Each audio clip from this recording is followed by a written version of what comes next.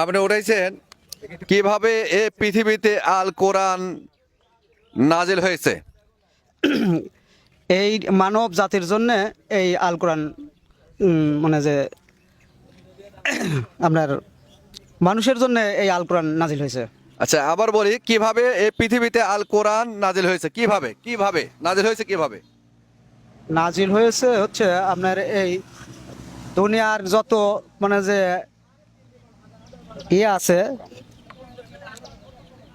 আপনার বলেন বলেন। কল্যাণ কামের জন্য এই কোরআন। আচ্ছা, সঠিক উত্তর হয়নি, সঠিক উত্তর আমি দিয়ে দিচ্ছি। কিভাবে পৃথিবীতে আল কোরআন নাজিল হয়েছে? ধীরে ধীরে আল কোরআন নাজিল হয়েছে আমাদের নবীর প্রতি, এক নয় দুই নয় 23 বছর যাবত, আর ফেরেশতা জিবরিল আলাইহিস সালামের মাধ্যমে। ধন্যবাদ। কার মাধ্যমে? জিবরাইল আলাইহিস সালাম। ধীরে ধীরে, ঠিক ধীরে আছে। ধীরে। তো উত্তর দিতে না পারে আমাদের চ্যানেলের পক্ষ থেকে একটা সাবান ভাই।